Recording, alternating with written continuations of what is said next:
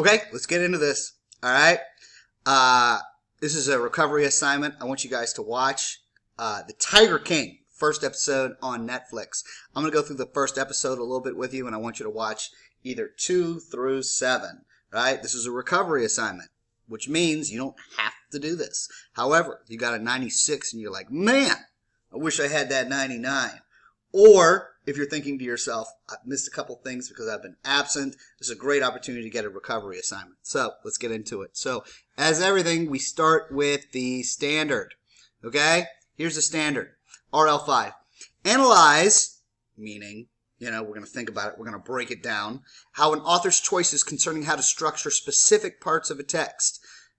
The choice to where to begin or end the story, and the choice to provide a comedic or tragic resolution, right? Contribute to its overall structure and meaning, as well as its aesthetic impact. Now, I know we've talked about this a lot, but just in case, right, you're thinking to yourself, man, I've forgotten everything in a week.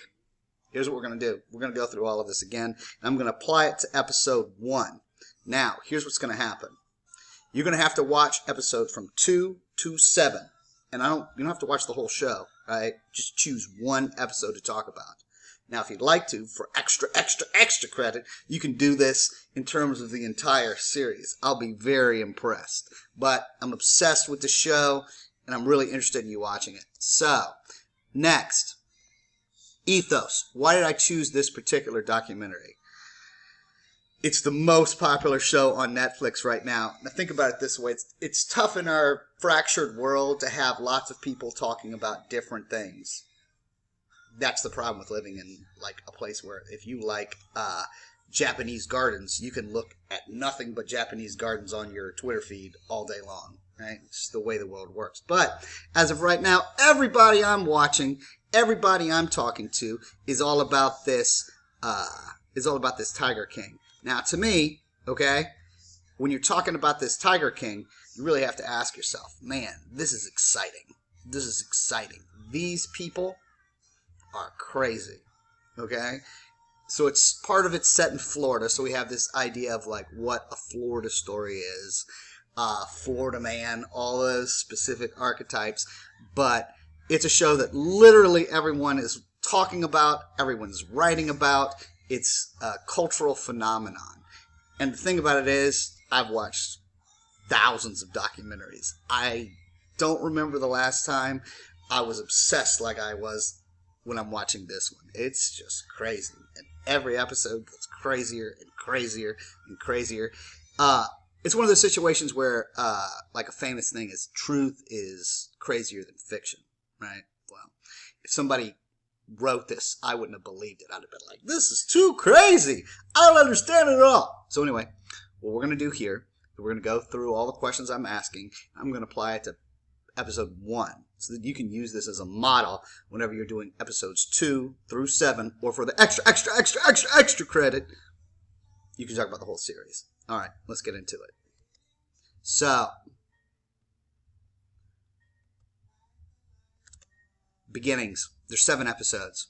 Each episode can be broken down into 3 parts. The beginning, the middle, the end. If you remember, when we're talking about our AP exam, which, they're changing that as we speak. Thanks, AP people. What they're going to do is you have to set all of the things, right, all of your materials into 3 parts. Remember, we can talk about the beginning, we can talk about the middle, you can talk about the end. Now, ultimately, the way we should think about it is beginning, bridge, end, right? The 2 most important parts to every story are the beginning and the end. And that's just the way it works. All right, let's keep going here. Now, you can also think about this as the show being broken up into 3 parts. 3 is kind of a mystical number. It really works well. Like if you're ever listening to a joke, 3 guys walk into a bar, right? There's a reason why human beings really like 3, and it's called the rule of 3 in rhetorical strategies. For whatever reason, humans just remember 3 more.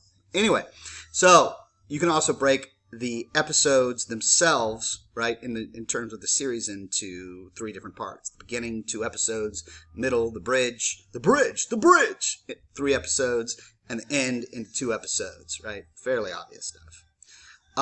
So when we're talking about what does the beginning have to do, all right, these are the major ideas.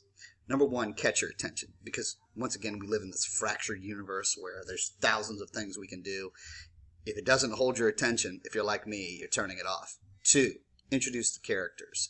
It's very important to introduce all the characters at the beginning of the show, literature, novel, chapter, however you want to talk about it. We don't care about a character for the most part. There are exceptions that gets killed in the last part of the artistic work, right?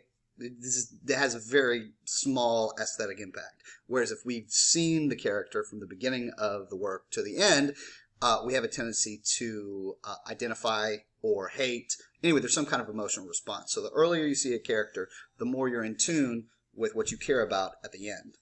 Hope that makes sense. Two, you got to set up the structure. How's the story going to be told? That happens usually in the first 15 minutes, where you figure out, okay, this is the way we're telling the story. So in a place like, in a film like Memento, you're going backwards. Christopher Nolan, great film, by the way. And another one of his, Inception, it's going to be in this kind of dream world where you go through all these different layers, which is pretty interesting as well. My sister went to college with Christopher Nolan. Pretty interesting, right? I guess to me. Anyway, 3. So we're setting up the structure. We're previewing where the story is going, right? The next thing we're going to do is how to find the beginning. Now, this is fairly self-evident, but I want to go over it so there's no questions. It's the easiest thing in the world to do. Number 1, what's the first 3 images you see? Number 2, why are they important? 3, what do they imply about the rest of the work? Makes sense, right? What's the first major idea that comes across? It doesn't have to be the first image, but it's usually helpful, right? Because the first image is going to foreshadow what the rest of the story is about. 2, why is that important? Why would you choose? What's the authorial choice in choosing to start a story this way, right? 3, what do they imply about the rest of the work? Makes sense. All right. Halfway through here, guys. Structure. Okay, now we're talking about structure. What's the backbone of the story? Okay? By that, like, what's the spine? How is the story told? Okay? How's the story told? 3, what keeps the story moving along? Remember, the beginning, very important. Middle, just kind of gets you from the beginning to the end, right? So ultimately, when we're looking for its structure, what keeps the story moving along? Is it characterization? Is it foreshadowing, right? Is it heavily oriented around plot? Is it something that has different vignettes that sort of relate to each other thematically? All of these are ways we've talked about. It's really important to notice, how is this story being told? Okay, so the first story is being told, right? The first episode of The Tiger King is being told through characterization. I'm going to read it to you because I wrote it. Characterization is the driver of this wild story about several dangerous cats who keep dangerous cats. That's pretty good. Ironically, while we would expect the big cats to provide much of the drama, as in which human is going to be mauled on camera first, it's the main characters on the show who ooze deceit and violence. Each of the main characters appears predatory, and a dramatic reckoning is foreshadowed from the earliest moments in the film, right? So that's the kind of answer I'm looking for. I want you to figure out how is the story being told. So what I'm saying here is basically being told through these crazy characters. At least that's the first episode. Now, the further you get along, the more plot's going to enter into it, okay? And the sort of internal relationships between these crazy characters. But for the most part, it's a really, at least at the beginning of the film, right? The beginning of the series. It's all about learning who these characters are. Why? So we emotionally attach to them and we can see their journey, right? The archetypical, hero's journey. Endings. Okay, why is the ending important? Number 1, it's the last thing that you see, right? It's the thing where you're either getting up from your couch because you're in coronavirus social distancing, or you're in a movie theater and you're talking to your friend and you're saying, man, that was interesting. What did we just see? And the last thing that you're going to remember is what the last thing you saw, right? So the main authorial choice of an ending is what type of aesthetic effect does the author want the audience to experience, right? What's aesthetic effect? Look, all of you need to sing this in your own Michael Jackson voice. The way you're making me feel. Oh, man, that was good, right? That's what it is. That's the way you remember it. Aesthetic effect is the way you make me feel. And I know that sounds stupid, but right, if you sing it to yourself, you'll remember. Right? So basically, it's just a $100 word for a 10-cent idea. Aesthetic effect is the way it makes you feel. Now, Bong Joon-ho, right?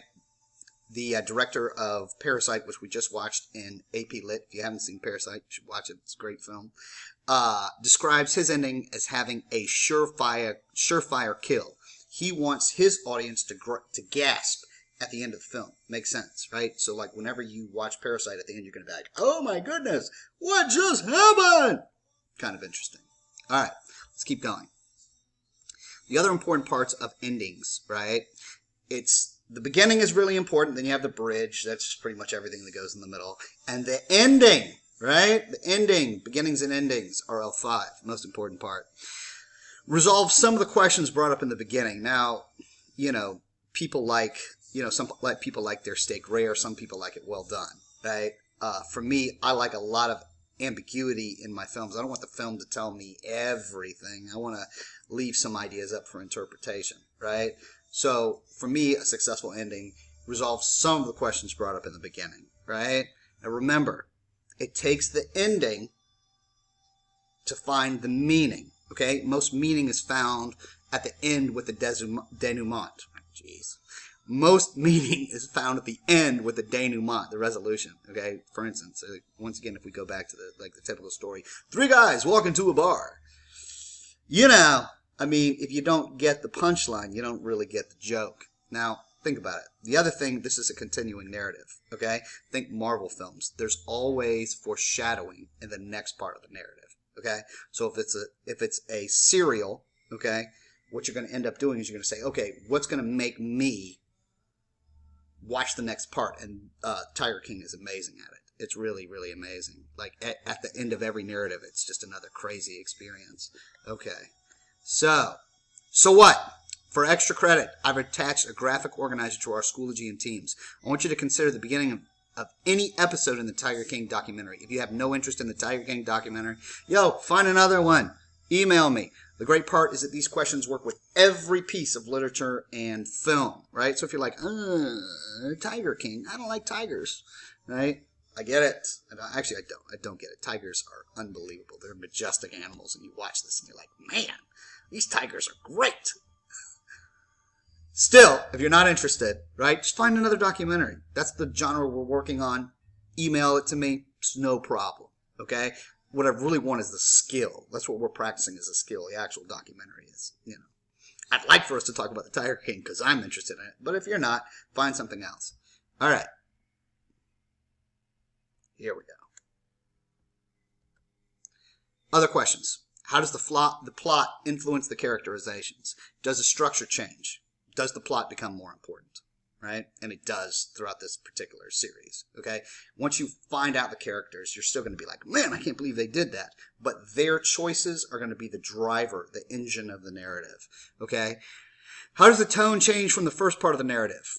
It's going to depend on which episode you choose to write on. Right? If you're writing on 3 is going to be significantly different than 7. How does the story begin? Analyze its importance. How does the story end? Analyze its importance. Okay? Now, aesthetic effect. Most important part. What effect are you left with once you finish the episode or series?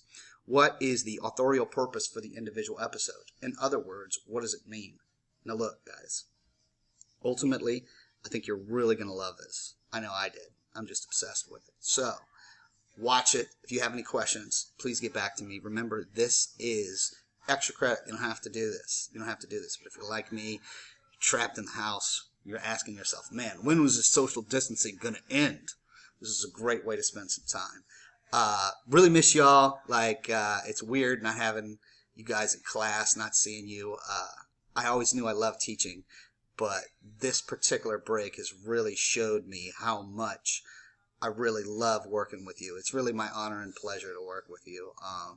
Miss you all. It's been great to hear from people individually.